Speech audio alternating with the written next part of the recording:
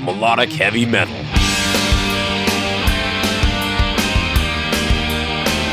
Playing it heavier, louder, raunchier, faster. This is the Signals of Intuition.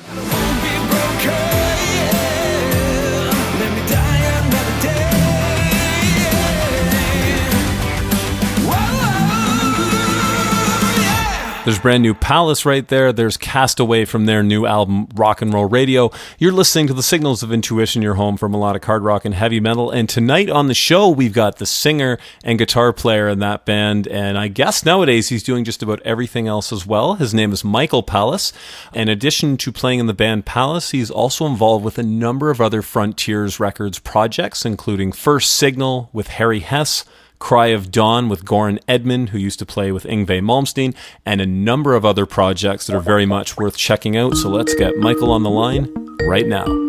Hey, Michael, how's it going? It's Brandon calling from the Signals of Intuition. I'm good, Brandon. How are you? Good.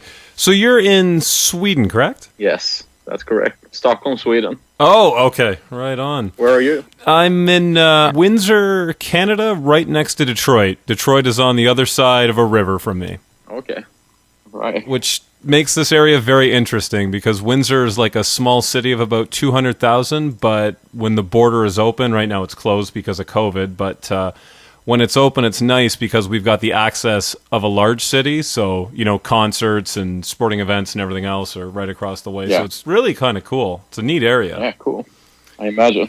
So when I do these, I always like to start at the beginning of you as a musician and then work our way up to the new record, Rock and Roll Radio. So starting from the beginning, where did you grow up and how did you get started in music? I grew up in Lithuania. It's a small country in the Baltic region in Europe. And I moved to Sweden when I was about 10 years old. And around that time, I got my first electric guitar. And I've never put it down since. Now, when you were living in Lithuania, was there a lot of like rock music around you at that time? Oh, not really, no. No? Was there much music at all around you? Like, tell me kind of about your childhood. I mean, I was born in 92, and that was around the time when the Soviet Union collapsed. And that led to a massive stream of Western media that was coming in to all the Baltic countries. And it was kind of delayed too, so when I was growing up in the 90s, I was watching 80s movies. And most of my inspiration, like even today, comes from all the old 80s action movies, like Schwarzenegger and Stallone, that type of stuff. So that's where I got all the 80s music. So. Yeah, I mean, it's obvious listening to Palace, you can hear a lot of Rocky for sure in that. Yeah, but I wasn't really interested in music when I was growing up. It was kind of in the teenage years that I really got into music. So is it when you moved to Sweden that you started to get exposed to rock music? I mean, my first exposure was probably like the School of Rock movie with Jack Black. That was what made me pick up the guitar in the first place. And after that, I had the internet, of course. So I just started looking up songs to learn. And yeah, it was basically thanks to the internet. It's really funny because I'm not that much older than you. I was born in 87. And I started a band right as School of Rock came out. And it's funny because me and my bandmates went to see the movie, and on bass, we had a cello player. Someone who grew up playing cello since he was a very young kid. Oh, cool. And so remember that scene in the movie where they're like, take your cello, turn it sideways, now you got a bass. Yeah. So that was literally my friend, our first bass player. Oh, that's cool. You're the first person I hear that was inspired by that movie, actually. Because when you look back at it, it's super corny. I rewatched it a year ago or something like that. And I forgot how small all the kids were in the movie. But I guess I was too when I saw it. Yeah, I think that's part of it. If you were a kid when that movie came out, I think it hit you that much harder. Yeah, it really did. Because I think, too, it's probably much more relatable as well at that point. But it's funny. I mean, yeah, the movie's totally cheesy. There's some great music in that movie. Yeah, for sure. AC/DC, and even the original songs were really cool, like Fight, and I think the band was No Vacancy. They had a couple of cool tunes in there. Yeah, I love the Dragon song that Jack Black performed in the classroom. I don't Oh, yeah. remember. The Legend of the Rent was way past due or something like that. So Yeah, that's the one I was thinking. yeah.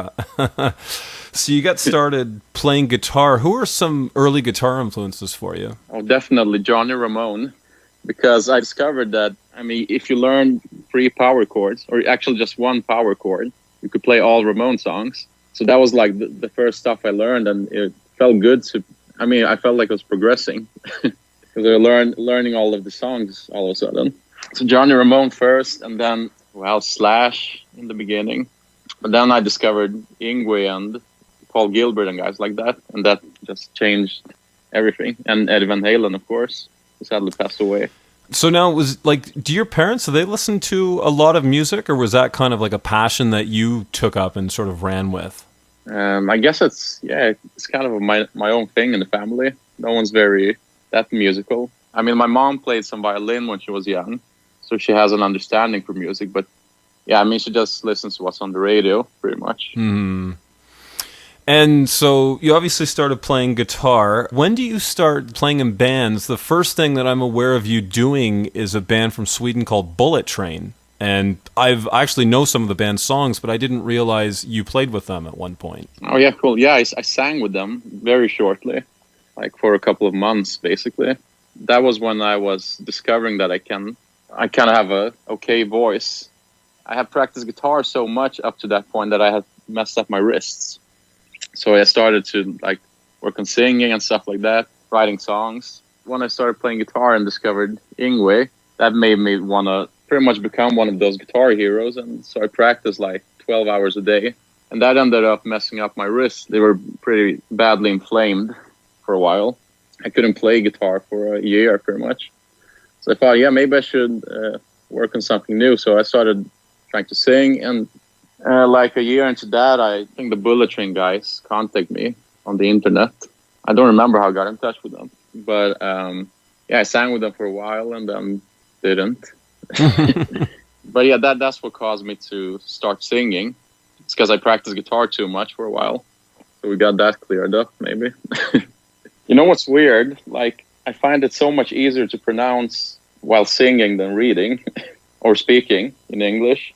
Do you have a thought about that? You know what's funny is I've heard that from many, many other singers whose first language isn't English. Honestly, I would never know listening to your stuff that you're not a native English speaker. Like, obviously being from Sweden, but I mean, you'd never know that it was essentially a third language for you. Yeah, cool. Thank you. I mean, I focus a lot on that, like when singing, the pronunciation. Oftentimes I'll just go on Google and search for how to pronounce stuff correctly. Oh, that's funny. And I'm sure too, just growing up, singing along with stuff on the radio, right? It kind of gets your mouth and muscle memory and everything ready for singing certain words and stuff too. Yeah, I guess. I wonder if part of it is if it's because there's a melody involved and your vocal cords are working a certain way. That would be my guess. I'm not sure. Yeah, it could be. Like, all languages have different melodies to them. It's weird because like I watch so much stuff in English. Like, pretty much all the stuff I watch on TV is in English, so it should translate to. Oh, that's funny. And then, so after Bullet Train, the next thing that I'm aware of you doing is Big Time with Rick DeGorgio, who was in Palace. How did you meet him, and how did Big Time come together? We went to school together. High school, I guess, is the equivalent. Like 10th, 11th, and 12th grade. That's high school, right? Mm-hmm. Yeah. So we went to school together, and he played guitar, and there was a drummer in his class, and those two guys had a band together. And I had put up a cover of me doing a Guns N' Roses song, Welcome to the Jungle, on YouTube, really badly, but he thought that I had a cool voice. So he asked me if I want to sing with his band, and we started a band called White Sixth. That was like my first real band. We did a bunch of shows like for 1 or 2 years, and then we split up. And so fast forward a couple of years, and I got the record deal with Frontiers for Palace. Maybe I'm jumping too far ahead. I don't know. So did Big Time, did that kind of grow out of your former band then? Yeah, you could say that. It was me, and it just said Rick DeGorgio, but yeah, his real name is Oscar Bromwall. That's what he goes under nowadays. Oh, okay. Yeah, 'cause I was trying to look him up, and I'm like, because I found, Big Time and you doing that, and I heard, I think it's called Julia. Oh, cool. I checked that out on Spotify. Yeah, that was a cool tune. You cannot find that anywhere. It's like impossible to track down. Besides that a couple songs on Spotify. Yeah, so Big Time grew out of that, and we've been friends forever. So whatever I do, he's always on board in one way or another.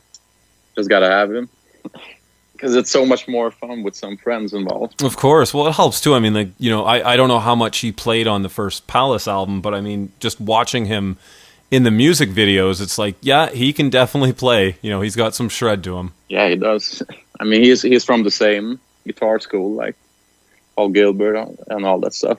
The Shrapnel records. So how then do you go from Big Time to working? Because it seems like all at once... You seem to have, there was Cry of Dawn with Goran Edman. I love that record, by the way. Okay. First Signal with Harry Hess, and then Palace. Like, how did that all come together, and how did you sort of go from Big Time to working with Frontiers and doing all these records? Yeah, that's crazy. I mean, it's been a lot of stuff happening very quickly. Yeah, we really focused on Big Time a lot. We did a lot of shows. We had written songs for a whole album.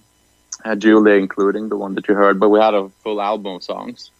And I felt like we weren't really moving forward as a band and nothing was happening. And I felt like maybe I want to produce music instead, or just write songs for others and see stuff being released.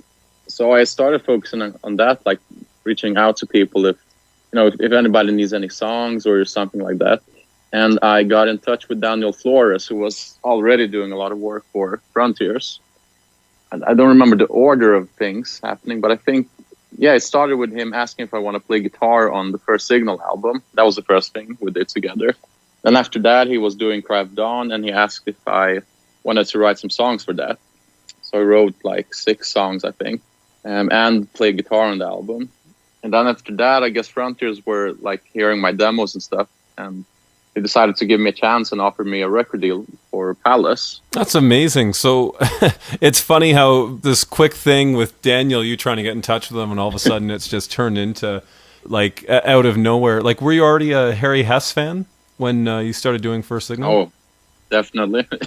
I've never been more starstruck in my life. I felt like it must have been a mistake, And I want to remind you that, at this point, I was still recovering from my wrist injuries. So I wasn't very confident in my guitar playing. So, doing that album was just insane at that point. But since then, I found healthier ways to practice guitar. You don't have to practice for 12 hours a day. But yeah, it's incredible. So tell me about forming the band Palace. So obviously, you brought along Rick to play guitar. And then you had 2 guys from Reach and Adrenaline Rush. Yeah. Tell me about Marcos and is it Sufjan? Is that how you say his name? Sufjan, yeah. Yeah. Where? How did those guys come into the picture? Well, those guys were always playing in bands. In the time when me and Oscar had Big Time, we were always doing shows together with all of their bands. They're a few years older, so I've always looked up to those guys. And the thing with Palace, the first 2 albums, especially the first album, it was intended to be a proper band. But on the record is pretty much made exactly like the new record, other than that it's Daniel Flores playing the drums and I did all the other instruments on the album. So we recorded the album, but the band was assembled after the recording. Because coming out a solo artist on the first album is who is this guy? But if it's a band, it's a better package to promote. And the intention was there to actually play with the band. And we did 2 shows. But after that, I realized that I just want to focus on producing music. And I was just tired of playing live, basically. Yeah, well, and I was going to ask you about that, too, because I've seen footage. Was it the Frontiers Rock Festival? Do you guys play that? Yeah, that was our second and last show. Oh, okay. Yeah, so I mean, I've seen that, and I was going to say, I haven't really heard much about you guys doing shows or anything like that after that gig. Yeah. Which makes sense. So speaking kind of recording, what do you use to record on? Using Pro Tools or? I use Logic. Logic, okay. On a Mac. And then you just using a simple interface, or what kind of stuff are you running? Yeah, I mean, I'm pretty much all in the box, really. Like no analog gear. I use a Kemper for my guitar stuff. Other than that, it's all digital, pretty much. All digital, yeah.